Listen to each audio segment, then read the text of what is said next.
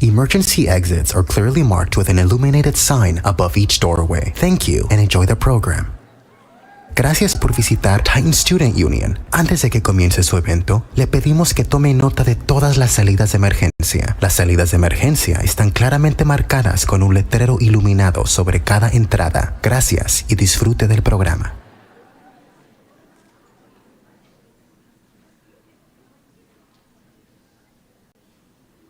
Everyone give it up for America's favorite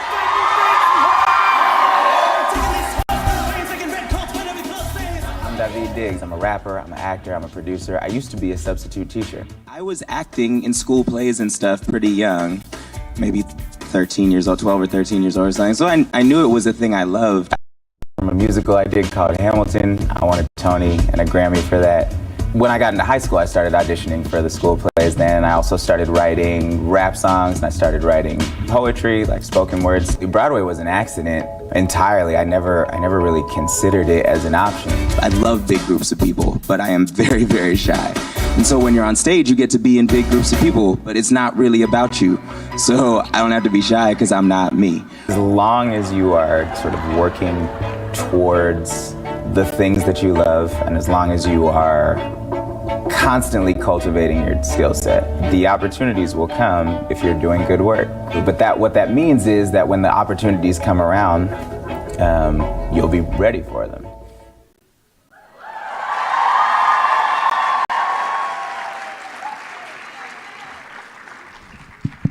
Hello, everybody. My name is Austin Esais, the Assistant Director of Student Programs and Engagement with ASI, and I want to welcome you all to Beyond the Conversation with David Diggs.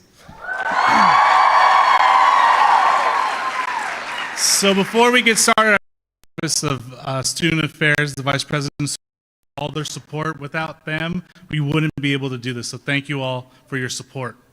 I want to bring to the stage two students, Sophia and Michaela, to introduce our moderator and our esteemed speaker.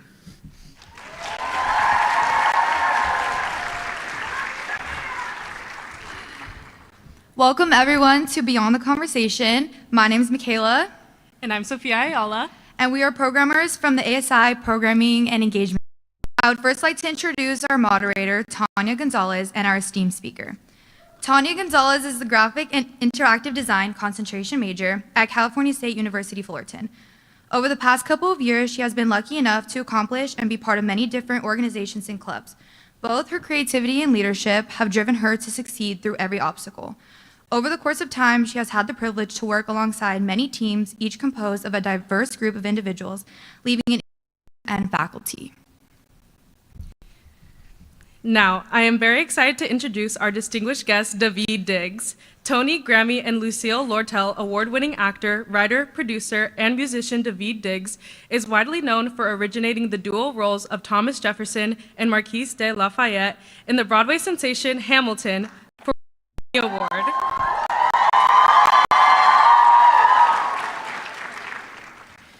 The Hamilton movie, filmed on stage at the Richard Rodgers Theater, featuring Diggs and his castmates, is streaming on Disney+. Diggs' performance in the film earned him an Emmy nomination for Outstanding Supporting Actor in a Limited Anthology Series or Movie, and SAG Award nomination for Outstanding Performance by a Male Actor in a Television Movie or Miniseries. Diggs co-wrote, produced, critically acclaimed Lionsgate feature Blindspotting featuring Peter DeBrugge. Diggs recently appeared and starred in the critically acclaimed Lions feature Blindspotting with Peter DeBrugge. Diggs recently appeared and consulted on Pixar's Oscar-winning feature Soul and stars as Disney's fan favorite Sebastian's live-action adaptation of The Little Mermaid. Diggs is a member of the West Coast-based experimental hip-hop trio Clipping. He has toured nationally and internationally, both as a solo artist and with Clipping, playing venues such as Sonar Festival in Barcelona. Titans, please give a warm welcome to David Diggs.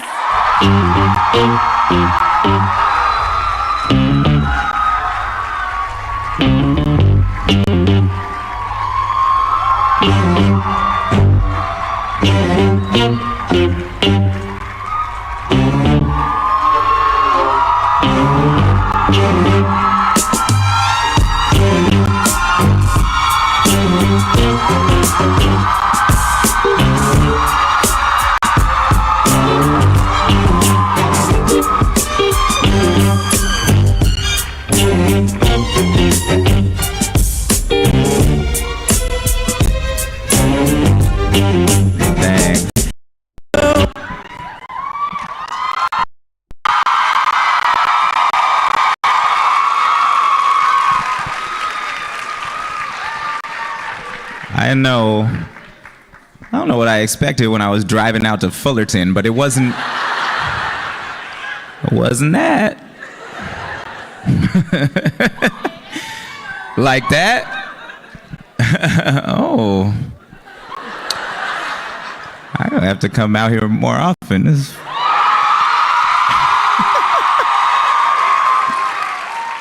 Well, welcome to Cal State Fullerton, Steve. And thank you so much for joining us for our 2025 installment of Beyond the Conversation. Thanks we for are having thrilled to have you this evening, and especially during Black History Month. What is that? I know. They gave us a whole month, y'all. God. 400 years and they gave us a month. That's good. Well, tonight I will be asking you a variety of different questions to learn more about your incredible journey and your unique career path and the pivotal moments that shaped you into the artist individual that you are today. Thanks. Let's do it. With that, let's get started. All right. All right. So you grew up in Oakland, right? True story. Yes. So I'm assuming that we have quite a few people here from the Bay.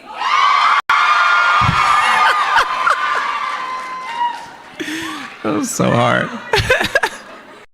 Your upbringing and family background shape your journey as an artist, artistic voice, and career choices?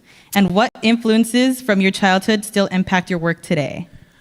Oh, man. Well, I mean, the Bay is a really, it's a very artistic community. There's a lot of art, but there's not an industry there, right? And so what you get is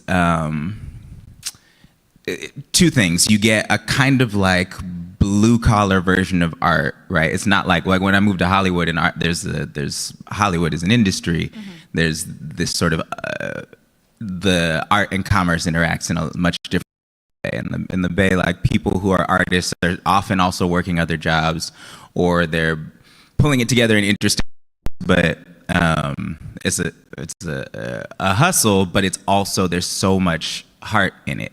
Yeah. And it also happens to be like the birthplace of the Black Panther Party, and this interesting mix of all kinds of politics. And so, and it's a really ethnically diverse place. So all of these things kind of play into this thing where there were ways of making art that for me was just, that's how everybody I knew did it. It was all art was community art. All art was activist. Yes. All art was this is what it is. And I didn't know that it was any different. And I also didn't really know that there was a career where like I could be one thing. I didn't know anybody who was just an actor. Yeah. I didn't know anybody who was just a writer, right? Yeah. So like I often get asked like, how do you do all of these things? How are you a multi-hyphenate? That term didn't exist back then, but like that's just the only, everybody I knew did that. Yeah. That was the only way to do it there, was you piece it all together. So those are kinds of the things that I carry with me because that was just table stakes. That's just how you make art where I'm from. And you achieved it, you became this multi-talented person yourself. You attended Brown University, correct, on a track scholarship.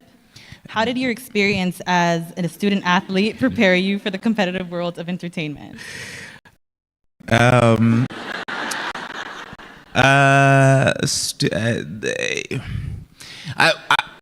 was 9 years old, and I shout out to Margaret Dixon at the Oakland Police, who put me on a track team because my mom, she approached my mom because she wanted my little brother to join her sub-bantam relay team. My mom was like, "You're not taking one kid. You're gonna take, if you're giving me a break, you are taking both kids. You're not gonna take one child." So, but I think the biggest thing that you take away from athletic, are there athletes in the building? Yeah. I mean, it's, you have to find the ways to keep going, the ways to train and improve kind of on your own. A lot of that happens on your own, and it's not, particularly in track, like it doesn't show up necessarily in every race, but there are things that happen better in every race. So you get used to kind of piecemealing things together and understanding that growth and change is incremental and stuff like that. Like, athletes are really wired to understand that stuff, and that you have to work really, really hard for just a little bit of change, and that is very similar. I always did it all at the same time, so like, again, I never really thought about it like that until you just asked it, but I think that's true. Ask me in a week if I'm still thinking about it that way. But. And you were mentioning how being in track was very growing, and I want to know what like change shifted from going and doing track to doing theater arts in Brown. I mean, it was all pretty similar, you know. I mean, y'all are in college. Like, college is you're in it, so maybe you don't know. But I don't remember shit about college, really. You know, like it's all just this big soup of, you know. I was training hella hard, and I was acting in things, and I was partying too much, and I was doing, you know, it was, yeah. Yeah, and apparently I went to class. I couldn't tell you. I remember so little from the classes, but like I think the thing about that time period, though, and the moment that you're all in, is that you're taking in so much in your classes, all of that. And I remember feeling at the time, particularly in my acting classes and on the track team sometimes, that like whatever I'm learning isn't working. Like, I'm not getting any better, or I don't know what, you know. And it really wasn't until afterwards, like many years later, when I saw people out in the real world using just small pieces of things that I was learning in class or that I had experienced, that I was like, oh, two things. One, you don't have to do all of it. And two, sometimes it is hard to apply something while you are learning it. There can be phases in your life that are for development and phases in your life that are for performance or production or whatever, right? And so I think what I remember about that time was a lot of frustration, my time's not getting better, or a lot of frustration that like I couldn't implement some of the things I was learning in my actually got on stage. Yeah.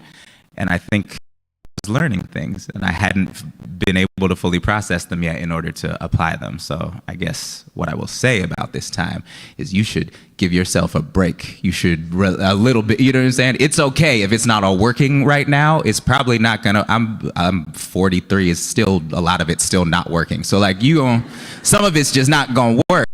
It's all right. It's all right. Everything you are learning right now, and you're having experiences right now, and you can draw on all of those later, and you should really invest in the experiences you are having right now. If you are a person like I was that worries a lot about the later, turns out most of that time was wasted, and like I should have really been experiencing the thing I was doing in the moment, especially at y'all's age, because it's so much fun and it gets harder. You know? And was there a defining moment when you knew performing was your calling? Nah, I'm still waiting for it to happen. No, I did it for so long that now I don't have other skills, you know? Like, what else am I gonna do? I can't fix a car. I'm not handy. Well, I mean, you can always learn. Yeah, it's true. But, yeah, no, it wasn't really a moment. It was just a thing that when I was in college, I thought I was gonna be a teacher. And I did do a lot of teaching after that. Substitute teaching. I did substitute teaching, but I also was designing curriculum for like San Francisco. There was sort of like poetry, spoken word based curriculum. I would go into classes, and a theater was writing grants for me to go. This is some base shit. Theater was writing grants for me. A youth theater was writing grants for me to go into public schools in San Francisco and meet with their social studies and English teachers and figure out what they were learning over the course of the year. 10 times to come in and teach spoken word lessons based on whatever they were learning in the year or whatever. So I did that for, and when I moved to LA, eventually I was still teaching a little bit. So that's sort of have models of anybody who was just an artist. I've always figured I was going to have to combine the hustles. I'm making art. I was always going to do, I've been rapping since I was 14 years old. You know what I'm saying? Like I don't know how, I was always going to make things.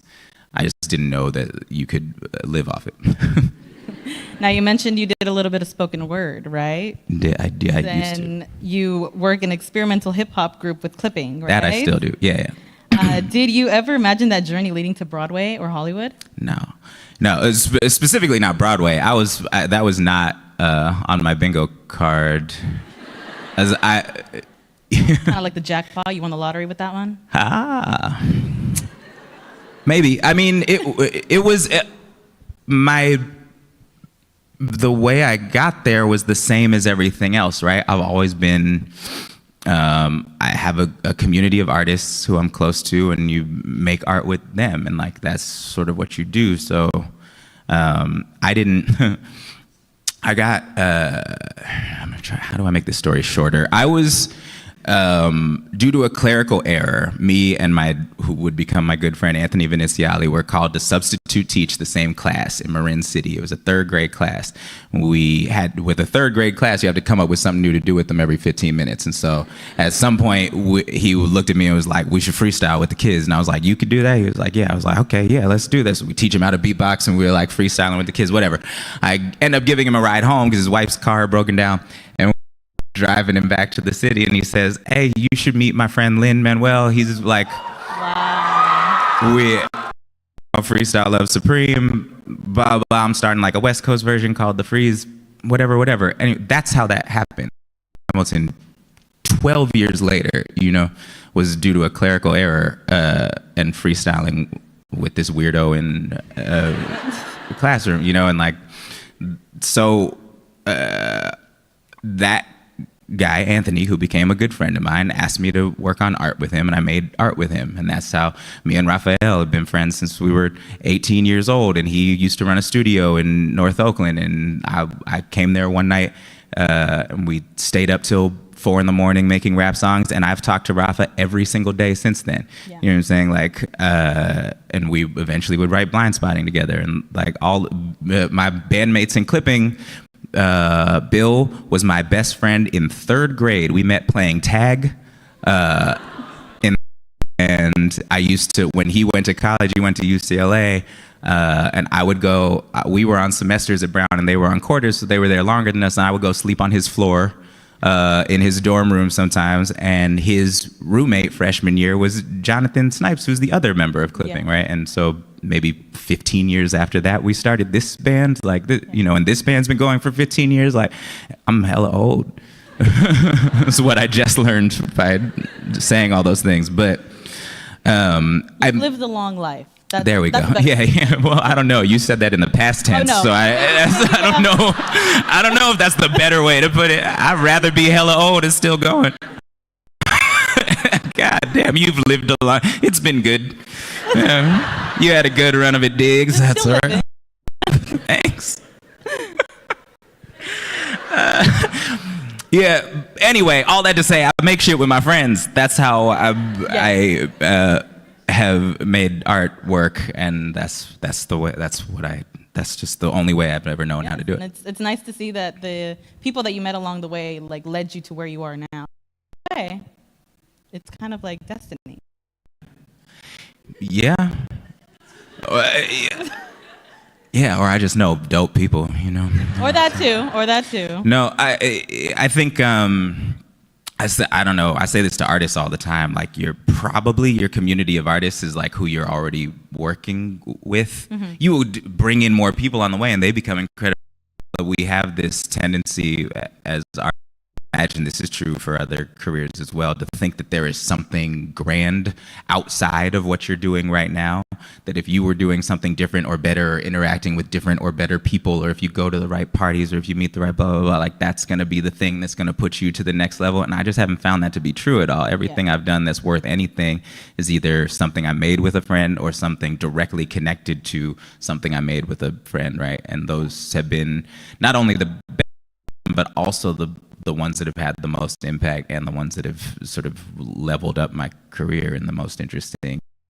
So with that, what was your first major break in the industry, and what challenges did you face as an actor of color breaking into Hollywood, and how did you overcome them? Oh, wow. I mean, I think Hamilton was the break. That's as close to like a big break as anybody can have, you know? And challenges were, there are a lot of challenges for people of color in the industry, but I think challenging industry, period. I think in terms of the diversity of the industry, certainly, you know, this 10 years ago now when I first really started like dabbling in Hollywood, we were still in a moment where there weren't a lot told, and there weren't a lot of, but that was sort of in the process of changing then anyway. The thing that was interesting, so Blind Spotting, the movie we eventually made into a TV show. And we went about that. No, we didn't know how to make a TV show, just like we made that movie. And so like we just did it the best we knew how to do, me and Raphael. And at the end of the first season of that show, everybody in the crew came up to us and said, you know, this is the most diverse crew I've ever been a part of. And everybody in the writers' room is the most diverse writers' room I've ever been a part of. We said, oh, that sucks. You know, like, but it was evident to us, like we would have to go, and you have to be really proactive about these things, right? And so the industry has behaved in a certain way for a very long time, and it's a big a lot of things, like a government, like a university, like a, you know, these things like are tough to move. Have to, at every chance you get, be proactive about it. And I remember one time we shot all our we shot in LA, and we shot all our exteriors and on location stuff in the Bay.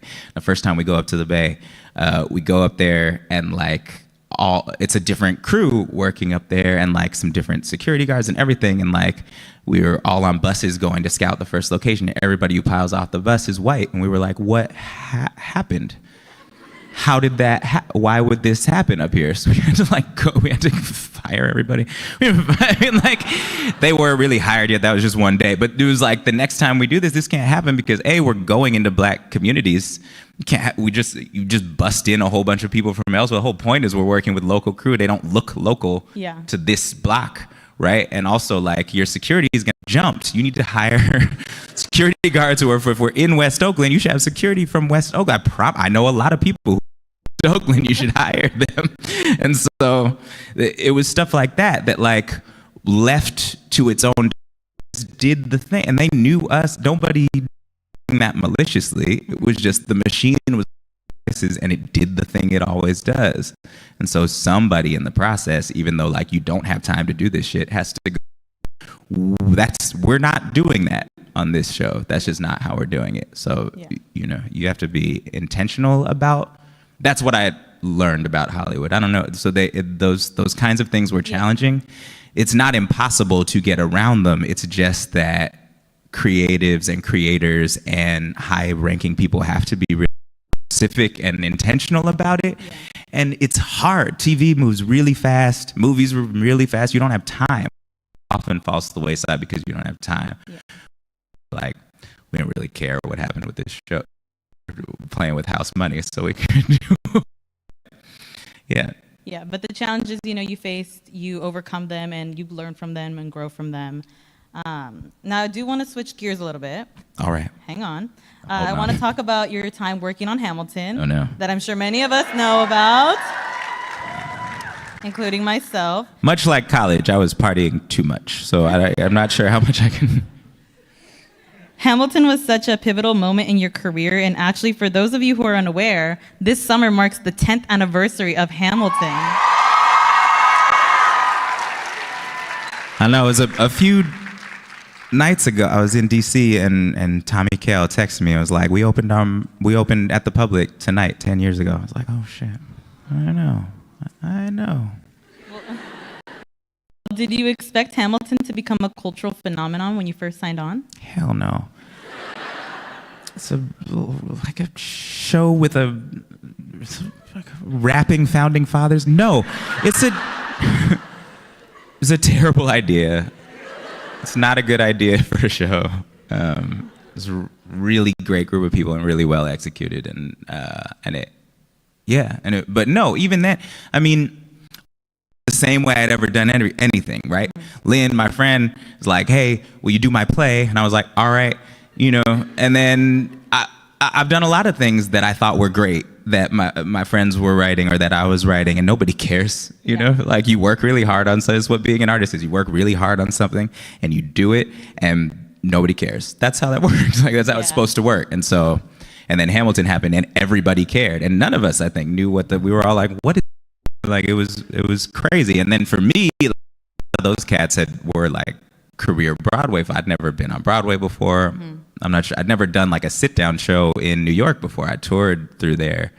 And I'd been in plays that toured through there for like small, a week or two, but I'd never, so all of that was very new for me.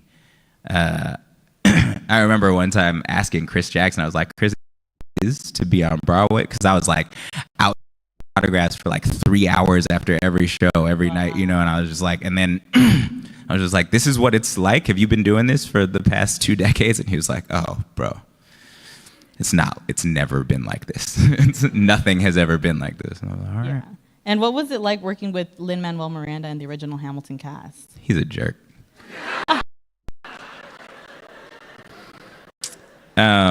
He's a total genius, whatever. Everybody's great. I mean, we're all still really close. A lot of us were really close before that. So yeah, it was just making cool stuff with your friends, and it was again like it's a very long theater's a long process. We were workshopping that. I joined in, I think sometime around 2013 or something like that. So we were workshopping it for a long time. We'd get together every few months and sing some new songs and work on, and then, but it was great. And then the Broadway thing, like doing a year-long contract means you're just like living with these people. And so it's you get really good. We were already close, but now like we see each other every night for a year, like that's pretty amazing. I don't see anybody that much. Do you ever get sick of them? Yes. At any point? I'm sure. We all got sick of each other often, but that's also funny. It's all fun. It's family. It's like family. Everybody have fights. Everybody, and then but that's still your family. Yeah.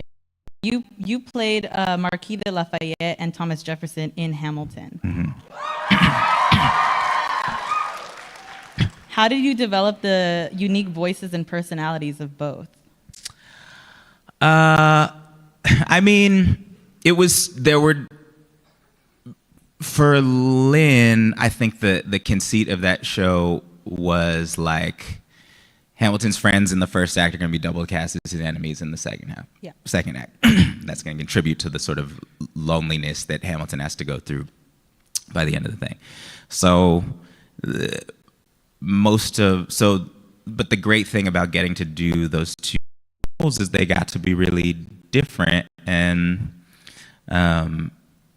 for me, like Lafayette, the fun thing about Lafayette was that he, when you meet him, he can barely speak. He's trying to figure out the language, and then by the end of the first act, he's jumping off the table and guns and shipping all over the place. And like, I think that it's a metaphor for Lafayette, the actual General Lafayette's actual journey, in which like he came over at a time when like a lot of French aristocracy was coming over because it was like sexy to be in the American Revolution if you were French aristocracy, to the point where George Washington was like writing to the king in France, being like, don't send us any more rich people who can't fight. Like, this is terrible. Like, it's actually, they are losing the war for us. They are way less help than they think they are, and they require a lot of babying and stuff. And so like Lafayette just wasn't that dude, he was really like about that life. And so and so I like that journey. And then Thomas Jefferson's just like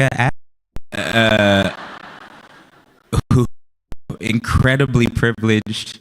He's and the opposite. Thomas Jefferson's actually summary that he wrote was like being carried in a basket by his slaves. Like that's, you know. Wow. And so to get to play that dude and like get to play that kind of entitlement, but it's also rapping, you know, so it gets to like, which I love to do, is all my favorite stuff to do. But yeah, that was, you know, that was it. So how do you make somebody that manages to slick talk their way into like everything that they want? But he is incredibly smart. Jefferson's a smart dude, you know, but dangerous and like doesn't care about you, you know. Yeah. And my grandfather was a hustler, and so I stole his walk and a lot of his sort of demeanor. Thomas Jefferson's basically my granddad. Hey, well, you know, if it helps, I don't really associate Thomas Jefferson with his actual picture. When I think of Thomas Jefferson, I think of you. So that is not good, I think. well, not like that. No, I'm just saying, like, historically, that's gonna be fucked up if a whole generation of people is like, that was Thomas Jefferson? Because that dude, I'm learning about this dude, Thomas Jefferson. He over here doing some kind of, I don't know, man. He had to be that dude. Like, that's crazy. He was a ruthless. Wow. Well, to be fair, he looked like history that. is Like not that my is some favorite self-hating. I didn't even know they could have slaves. Oh my God. And now earlier you mentioned how you were rapping, you know, jumping off the table, and you were also rapping it in a French accent. Incredibly hard. Well, French. Well. I wouldn't go polling a bunch of French people about that, but yeah. Well, with that, you rap some of the fastest verses in Broadway history. That's not a thing. That gets brought up all the time. Name another rap in Broadway history. I'll wait. Don't put me on the spot.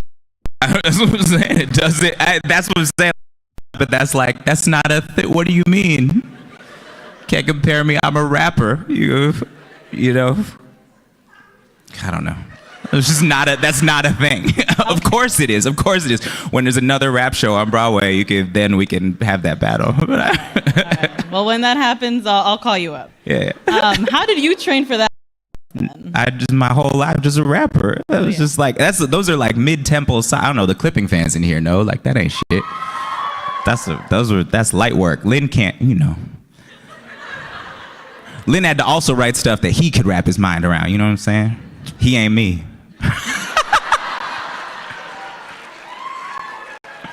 He's a very dear friend of mine. I love him very much. That is the reason I'm talking shit about him. Well, I hope so. Now, you are a Tony and Grammy Award winner for Hamilton. Can you tell us what winning those awards changed for you in your career? You kind of sure about that because I don't know what it did. What I think it did. I don't know where any of those statues are. You know what I'm saying? Like they don't. They're not sitting in your house. They must be somewhere. But we've moved a couple of times. We used to take shots out the Grammy. That was what the Grammy was for. Okay. And I don't drink like that no more. So like I don't know where that is now. Yeah. Awards are cool. You know, I'm sure it has something to do with why I'm here talking to you guys. Like they do help. From a career perspective, they do absolutely. They help things, but what it did for me, I think, was by getting that kind of recognition again for this process that had been one that I'd been committed to for a long time of making things that I think are cool with my friends. Yeah. It just validated that for me. So it allowed me to keep working like that because people were like, well, it seems to work for him, so we're going to let him keep doing that, which I think I feel very, very fortunate about that. I mean, Hamilton did a lot for me. You know, my now wife I met while we were working on Hamilton. You know what I'm saying? Like, shit. So like a lot, so much changed my life in immeasurable. From a career perspective, the best part about it was that because it was this cultural phenomenon that people hadn't codified yet. People didn't know what it was and didn't know how to. So when people in Hollywood started talking to me, they would be like, well, what do you want to do? Yeah. Which is pretty rare in this business. I think oftentimes if I got famous for a sitcom, then my whole career would be doing sitcoms, right? Like that's what people would expect from me. If I got famous for doing dramas, my whole career would have been dramas. I got famous for like rapping and dancing and playing a dead white dude. Like you know what I'm saying? So everybody was like, I guess we don't know what we are gonna do with you, but we should keep doing something because there's dollar signs to keep doing it, you know? And so it gave me a lot more agency, I think, when first entering into sort of the than I would have had otherwise. Yeah, and I've been so many pathways for you. Same girl, same. Well, do you prefer acting on film or on stage? Stage, probably, if I had to. Really? I like them both. I like them both a lot. There's just this, being on a stage there's nothing, you can't replace that with anything. Yeah. It's dangerous and it's alive in a different way. And it's this energy, it's energy. And my favorite thing about working on stage is that it is this totally weird contract that everybody signs up for when you go and see a show, or when you come to see a thing like this, is that like we're all people in a room deciding that this is happening right now, you know? But any of us could do anything. I could throw this chair and walk out, you know what I'm saying? You know, the person next to you farted maybe, like what do you know what I'm saying? What do you do with that? Like real life is happening all around you. But we're all in here being like, what we're doing is watching this guy talk. Like, that's what we're doing right now. And I'm like, I'm going to talk to you.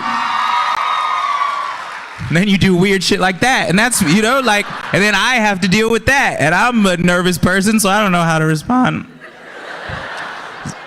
Yeah, and that's beautiful. That's amazing. And you don't get that in movies. You don't get that in TV. You don't get that really anywhere else except on a stage in front of people. So yeah, and that's really with us. You've worked on projects that explore themes of race, justice, and identity. How do you balance with activism? Yeah, I mean, I think for me, the story, well, I don't know that they're separate. Everybody's, no matter what I make a show about or write a song about or whatever, right? We decided early on that the experiment of that band is that there are no first-person narratives in that band. So I never say I in the band. I don't tell anything about my life in that band. I don't do anything. It's all just storytelling. It's abstract. It's pretty obtuse. When we first started, it was just like a collection of rap cliches like stuck together to see if this also equals a rap song, because like there's the assumption with hip hop music, this true of spoken word, that like a person and a microphone is autobiographical, right? Yeah. And that's more true in rap music than it is in other genres, right? We accept rock and roll singers telling stories that maybe aren't about them, but for some reason we didn't do that with rappers. Or I was like, guy who's saying it. But there are many examples of how that's not true. But so part of this experiment when we started was like, well, how much can we divorce ourselves from it? Yeah. And very quickly I learned that like just the nature of the stories that I was telling were inherently shared a lot about what I believed, and the way I tell them shared a lot about what I believed. You know, the characters whose genders are fluid in the narratives, or that who have same-sex partners, and like all this revealing stuff about my politics and about where I come from and about blah blah, and the way I rap about where I come from and the way, so I think I could write a show or a song or whatever about anything and it would still say a lot about me politically,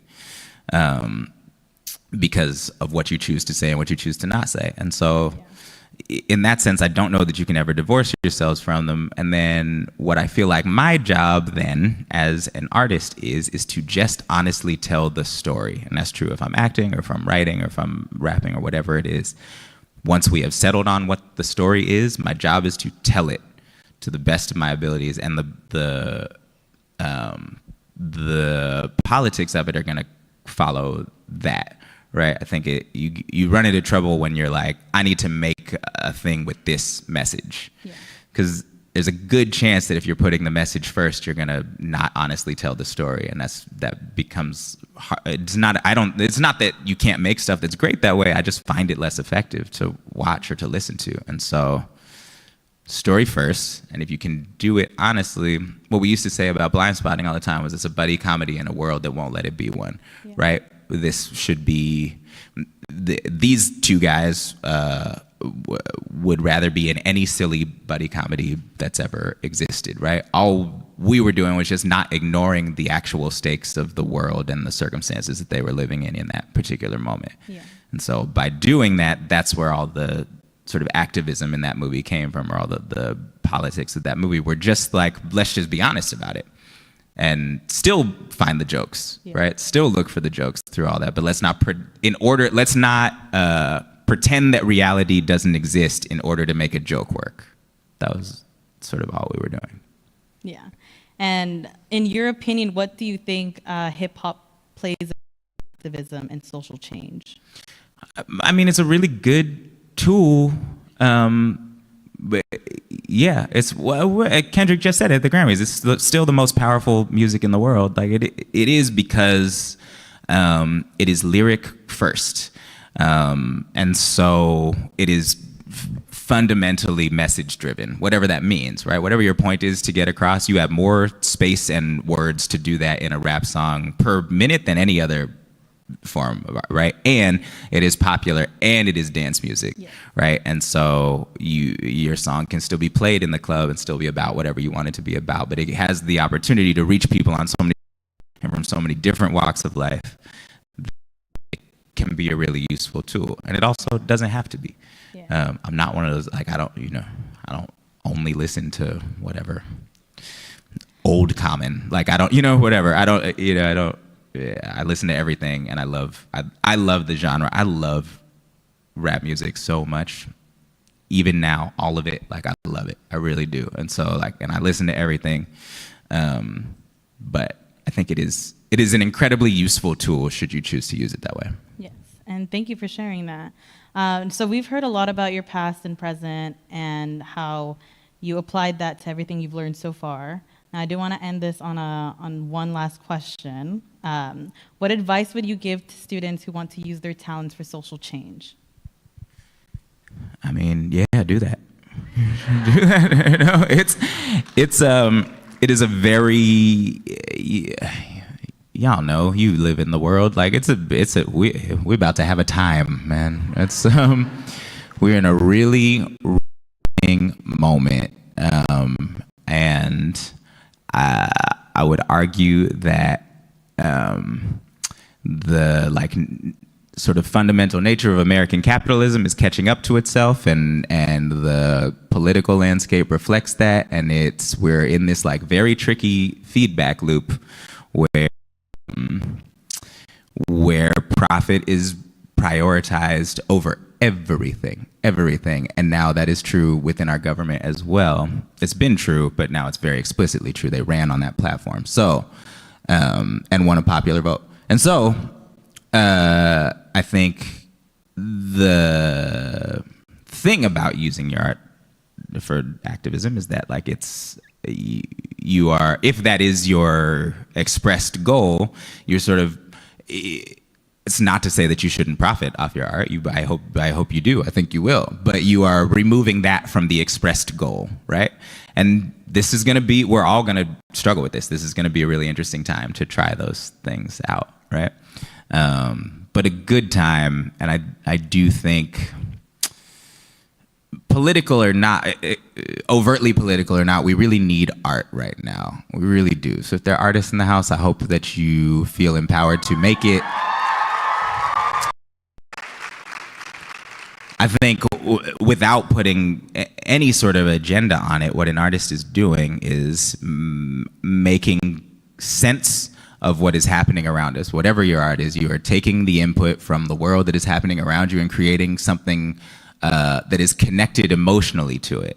And like, we human beings feel things emotionally. That is actually how we connect to things. And so like, you can read as many statistics as you want, but like when you see something or experience a piece of art that makes you feel something, that is how people are going to retain it, and that is how people are going to choose to act on. So you have to be moved to act, right? So just for the artists in the house, like I love you, I'm proud of you, and like just make things that you love and keep interpreting the world. It is a really because we look back on this time, it's whenever we look back on any time, it's the art that we look at. That is what we will be looking at to tell us all it meant to be alive right now.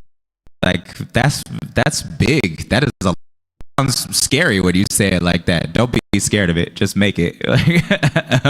But like ultimately, like that's it. In 100 years, they're gonna come back and like they're gonna look at the art. They're gonna see what the artists were thinking and how they were interpreting the world to us. So go do that.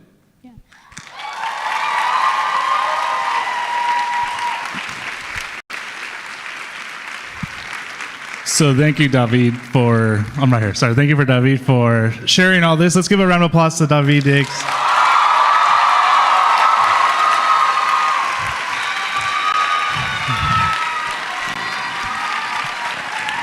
And thank you, Tanya, too, for a great job moderating. So we're going to take a few questions from the crowd, if that's okay with you. Yeah, sure.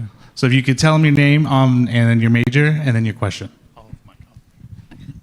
Hello, my name is Bella, and I'm a kinesiology major. First off, I want to say thank you for coming here. You're really funny, and I love your outfit. It's super cool. Good, I love it. I'm always so nervous when I come to talk to young people about whatever I'm wearing. I'm always like, oh, God. Hey, the shoes are cool. All right, great. I love them. I love them. I'll keep wearing them then. All right, so here's my question for you. So, I heard the rumors about a Hamilton reunion tour. And, hold on. What's the verdict? And blink twice if you signed an NDA. Like, or you're trying to not to blink. I don't know. I don't know nothing about it, is all I can say. I haven't signed nothing. I don't know anything about it. I have not. I don't know. That's not to say they are definitely not having one. They just ain't called me. You know? Thank you. Does anybody else has any questions? We're going to go right here. I'll hold the mic. Hi. Hi. My name is Genesis. I'm an art major, Yes. but I'm going to change over to child and adolescent studies. Also good. Thank you. My question was, do you find yourself like listening to Hamilton, or do you sing it? You know, like I Never. don't know. Literally never. I haven't seen the movie, actually.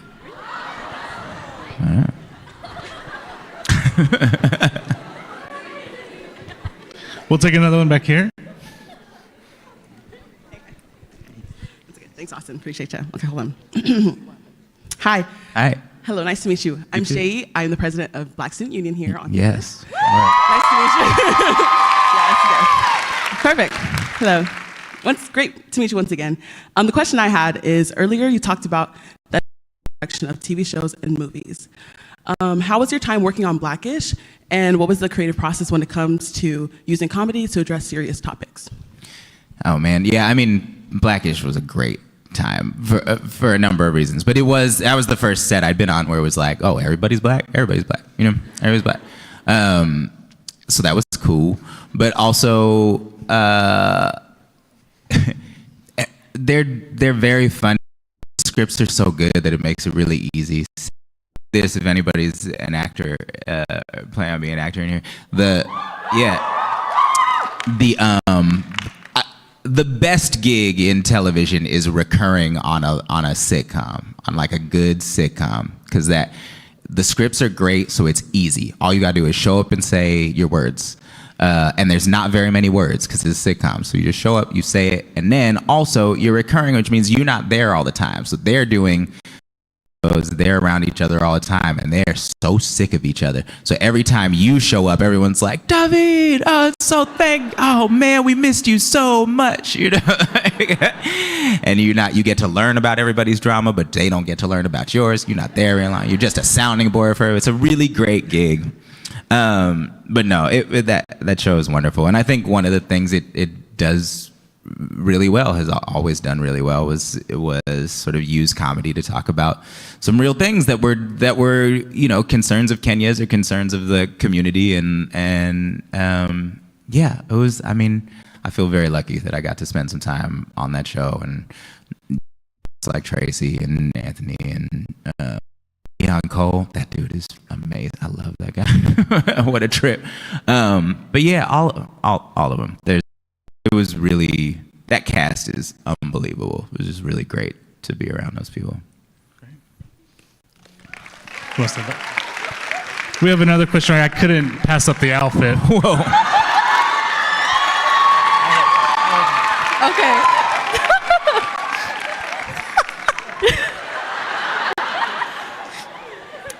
Hi. Hi. Although I am dressed up as Hamilton, my question will not be Hamilton related. Okay. What was your experience working on the Trolls 3 movie?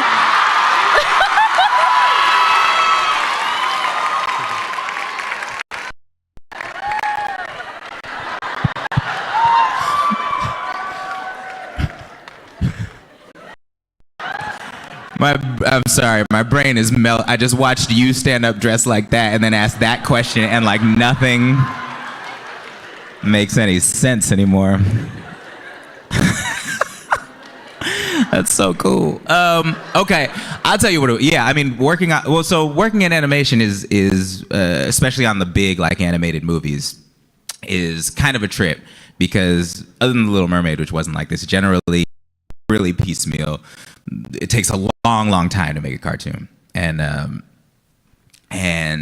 you oftentimes are doing records before they've animated anything. They've usually come up with the characters, they've done like animatics or whatever, but you're probably doing your first round of recordings before anything is animated. It's really expensive to animate stuff, so they like to have the audio be pretty close to what they're going to eventually use, because you have to go back in and reanimate someone's mouth. It costs a lot of money, and so long process and really spread out. So I would go in, you know, once every few months and do the songs they knew were going to be the songs. So I'd sing a song, which was a crazy thing. And the songs,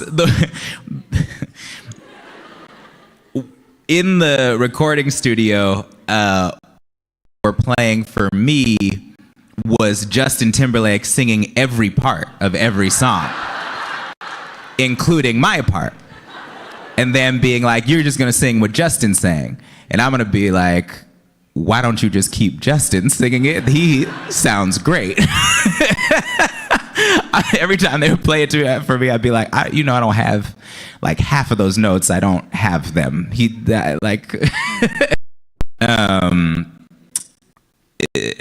So that was wild. But yeah, it's really fun. I mean, those movies are so fun, and the music, that music, I'm really surprised that you guys like that stuff, because that music is for us. That music is specifically for people exactly my age who have kids. They're gonna force them to watch that movie 1,000 times. Like, that is who that is for. So it's wild that you guys all. But yeah, I mean, incredibly fun, and like those characters, I will say this though, because my character in that show has a bunch of kids, and I recorded it before I had a kid, and the second I had a kid, I was like, oh, I wish I had it to do over again. I actually wish I've played a father on several occasions, and I wish I could do them all over again, because I didn't get it. And there's some lines specifically in that film that are like, that are about how beautiful it is to have children, that I say in kind of a jokey and throwaway way, and it sort of works for the story, but like, joke. Nothing about that is actually a joke, and I didn't really understand I didn't understand the depth of sincerity in those words, actually. So like, I would absolutely do it again if I could. Yeah. We're going to be doing 2 more questions. Oh, hello, my name is Lynn. I'm a child and adolescent studies major, and I actually have a clipping-related question.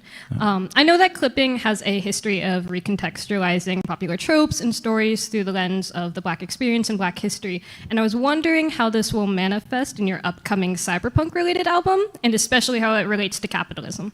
Whoa. I need to take your class. It's the cyberpunk fiction of the 80s and 90s.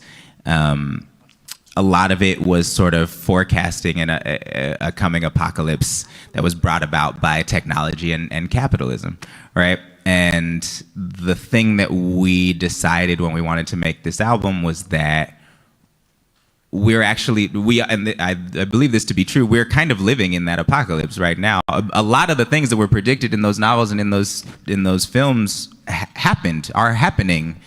It's just not cool or sexy. Like, it's like really boring. And so the idea of this album was to take things from all of that genre of that time and pretend that this is sort of a mixtape from the future that they predicted, which is actually our own future, but like there's more fun. But like, and it sounds cooler or different, but it's also as if a lot of the musical things happening during that time, which, soundtracks to cyberpunk movies were like some of the things that we're using. They were sort of the first time we had ever heard like rapping over like British style electronica or dance music, so we're following a lot of those tropes out to their maybe illogical extension.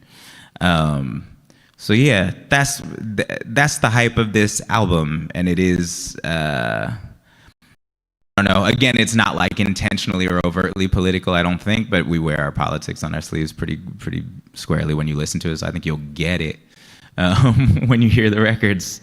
But yeah, I really like this one. I'm actually we're about to tour again, and every time we tour with a new record, I have to learn like 10 new songs that I wrote, but I don't. As soon as I start trying to learn them, I'm like, I don't remember writing this at all. It's so hard. So all I do all day is pour these songs into my head, and I love the album, and right now it is frustrating me because there's a lot of stuff I wrote that it's very hard to say. All right, we have one more question, and it's about your hometown. Oh, hi. Okay. Hi, my name's Izzy. I'm an animation major. Yes. But I'm from West Oakland. Yeah. I used to talk about you in schools with my theater friends too and be like, maybe he'll come. But, but my question for you is, I'm going back for spring break. What should I eat? You got any favorite restaurants in the Bay?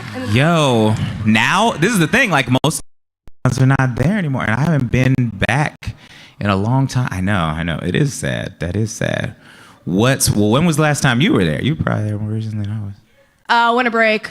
Yeah. Where did you eat? What was your spot? I really like, Les Cheval closed down. That was a good one in downtown Oakland. That was sad. Yeah. Los Conteros. Oh. Yeah. Oakland and Emeryville. It's good. Yeah. Yeah. That place is great. What's the... Oh man, I always forget the name of this Thai spot. There's one in LA too, which I didn't know, which might have been the original one, but there's one. Oh my God. It's in Jack London Square. It's like, if you look up the Thai spot in Jack London Square, it's probably only one, but it's really good. I'm gonna figure it out. And I'm gonna find you. So I take my mom there every time I go back. What up? Farmhouse. Thank you. Yes. Farmhouse. Farmhouse is delicious. What if like the old? You from there too? Fenton's is still there? Fenton's is still there. Oh shit. Well, yeah. I mean, go to Fenton's. Hell yeah. Man, I might have had like my 8th birthday party at Fenton's or something. Like, that's wild that Fenton's is still there. It's like $8 a milkshake now, though. Wow. Ridiculous. Changed. Al's Big Burger in Albany. Yeah. Maybe. I don't know. It was looking. I drove past it last time I was up there. It didn't look like it, really, but you know, they always had weird hours. Shoot. Yeah. What else? I don't. When I'm up there these days, it's always just to like hang out with my family. Oh, my pops is obsessed with 5 tacos and a beer. That's his place. There's one of them on the bottom of Solano right now that he goes to all the time. And so yeah, I went there with him and it was very good. So check that place out. But yeah, when I go up there now, it's just to see family and mostly so my family can hang out with my kids. So like I'm just in the house all the time, eat whatever, eggs, and keep it moving. Well, thank you, everybody. Thank you, David, again. Let's give a round of applause.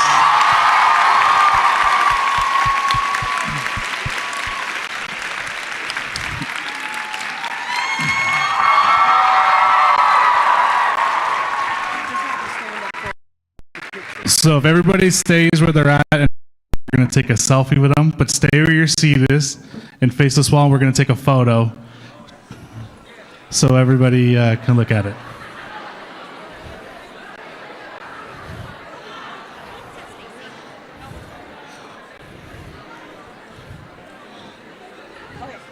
Yeah. All right. Are you ready to go? Well, hold on. All right, everyone take your selfie. You got the guy. Okay. Then we're going to have our marketing team do it. All right, is marketing ready? Cool. All right, ready? 1, 2, 3.